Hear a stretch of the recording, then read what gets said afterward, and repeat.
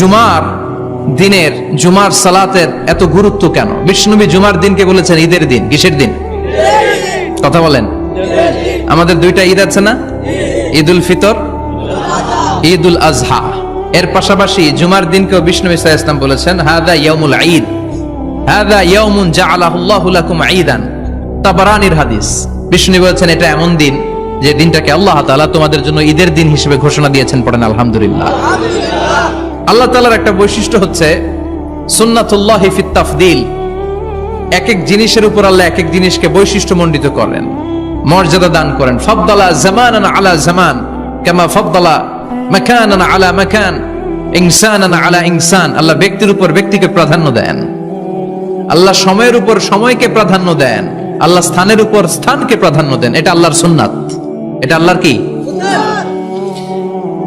সুন্নাতুল্লাহি ফিত তাফদীল। ফাদ্দালা জামানান আলা জামান কামা ফাদ্দালা মাকানান আলা মাকান, ইনসানান আলা ইনসান। পৃথিবীর সব মানুষগুলো একরকম নয়, এক মর্যাদার নয়। আবার লক্ষাধিক নবী আল্লাহ দুনিয়ায় পাঠিয়েছেন, সব নবীর মর্যাদাগুলো কি সমান নাকি? সব নবীদের মধ্য থেকে বিশ্বনবীর মর্যাদা বাড়িয়ে দিয়েছে কে? আবার পৃথিবীতে শহরের শেষ নাই। হাজার হাজার শহর, হাজার হাজার লক্ষ লক্ষ শহরের মধ্য থেকে মক্কা শহরের মর্যাদা বাড়িয়ে দিয়েছে কে?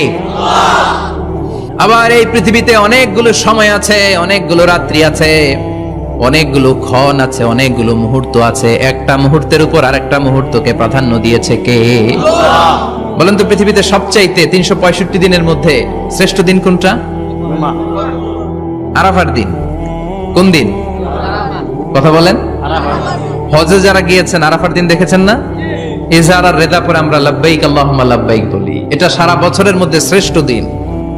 আল আরাফা আল হাজ্জু আরাফা। আরাফাটাই হজ। কেউ যদি আরাফার দিনে থাকতে পারে তার হজ হয়ে গেছে। আলহামদুলিল্লাহ কোন? আলহামদুলিল্লাহ। আর হজে সব করেছে, আরাফা করে নাই, হজ হবে না। কথা বলেন, হজ হবে না। তার মানে বছরের শ্রেষ্ঠ দিন আরাফার দিন। এদিন আল্লাহ এত সংখ্যক বান্দাকে একসাথে ক্ষমার ঘোষণা দেন, বছরের কোন দিন এত মানুষকে ক্ষমা করেন না। সুবহানাল্লাহ। আবার শয়তান ওই দিনে এতটা লাঞ্ছিত বোধ করে, এতটা অপমান বোধ করে, বছরের কোন দিন শয়তান এত অপমানিত হয় না। এজন্য বিশ্বনবী বলেছেন খায়রুদ দুআ দুআ ও আরাফ দিন। এবার বলেন বছরের সবচেয়ে শ্রেষ্ঠতম রাত কোনটা? কদরের রাত। ইন্না আনজালনাহু ফি লাইলাতুল কদর। ইন্না أنزلناه في ليلة القدر وما أدراك ما ليلة القدر ليلة القدر خير من ألف شهر। হাজার মাসের চেয়ে সেরা।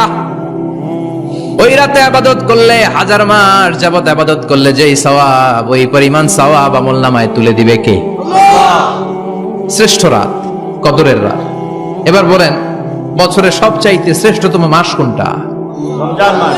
শাহরু রমাদান আল্লাযী উনজিলা ফীহিল কুরআন। যে মাসে কোরআন নাজিল হয়েছে, এই মাসের চেয়ে শ্রেষ্ঠ কোন মাস থাকতে পারে? চিল্লায় বলেন, থাকতে পারে?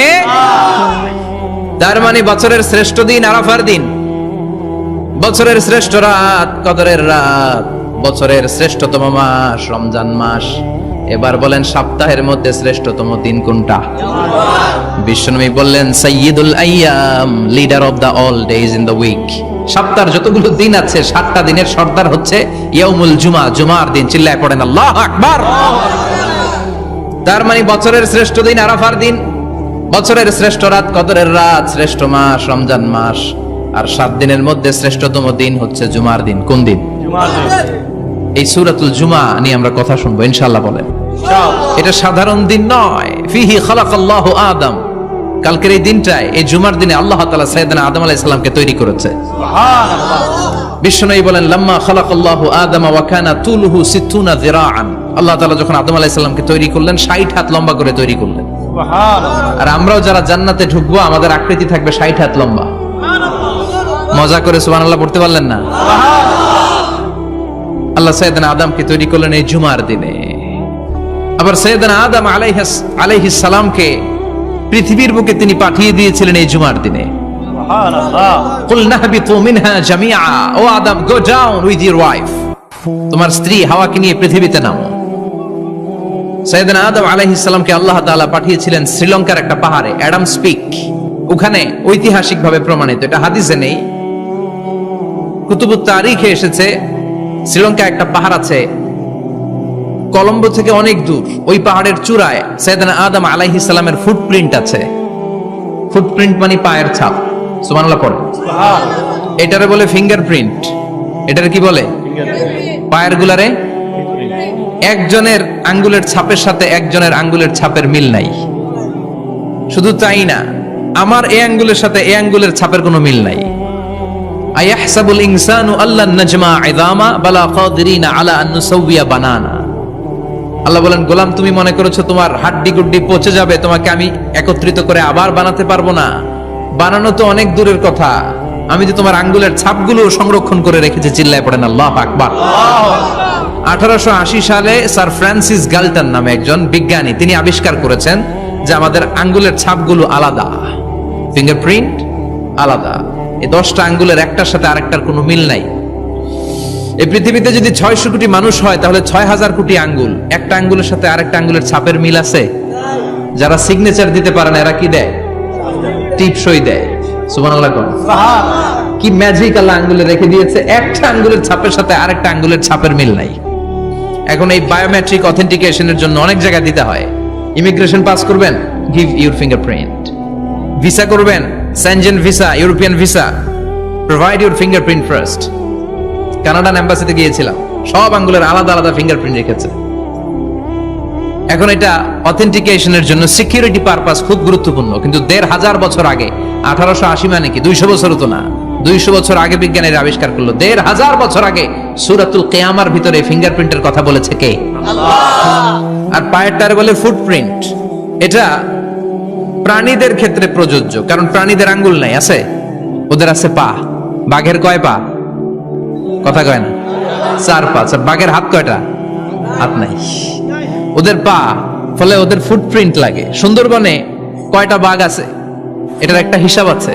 কি করে বলে, কেমন করে হিসাব করে? বাঘের কাছে যে গুনে, চেহারা তো একরকম, একটারে 3 বার গুনবে। কথা কন, কিভাবে গনে তাহলে? বাঘসুমারি হয় কিভাবে? ফুটপ্রিন্ট, পায়ের ছাপ। একটা বাঘের পায়ের ছাপের সাথে আরেকটা বাঘের পায়ের ছাপের কোনো মিল নাই। আবার কাবা ঘরের পাশে একটা ছোট্ট জায়গা আছে, এই জায়গার মধ্যে রব্বুল আলামিন সব নবীদের পিতা সাইয়েদনা ইব্রাহিম আলাইহিস সালামের ফুটপ্রিন্ট রেখে দিয়েছেন। ওয়াত্তাখিযু মিম মাকামি ইব্রাহিম মুসাল্লা, সাইয়েদনা ইব্রাহিমের দাঁড়ানোর জায়গায় তোমরা নামাজের জায়গা করে নাও। আল্লাহু আকবার। সাইয়েদনা ইব্রাহিম আলাইহিস সালামের পায়ের ছাপ আছে কিন্তু মাকাম ইব্রাহিমে, আর সাইয়েদনা আদম আলাইহিস সালামের পায়ের ছাপ আছে অ্যাডামস পিকে, শ্রীলঙ্কার ওই পাহাড়ে। তো যেদিন আদম আলাইহিস সালামকে আল্লাহ ওখানে পাঠিয়ে দিয়েছিলেন, ওই দিনটা ছিল জুমার দিন। সুবহানাল্লাহ নাই? সুবহানাল্লাহ বাড়িতে যাই বলেন, চিল্লায় পড়েন আল্লাহু আকবার।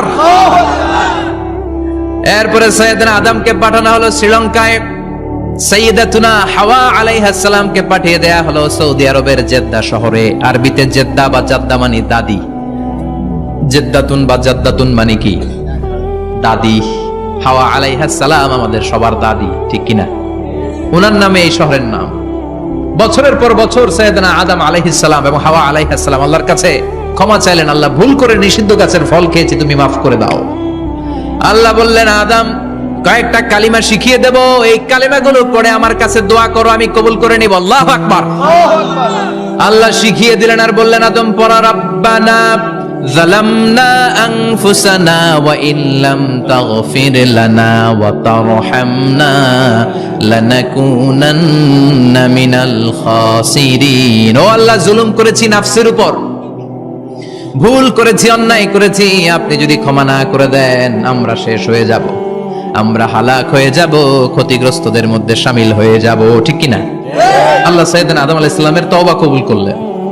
ওনার কাজ হচ্ছে তওবা কবুল করা, আমাদের কাজ গুনাহ করা, শয়তানের কাজ ওয়াসওয়াসা দেওয়া, আল্লাহর কাজ খালি মাফ করা।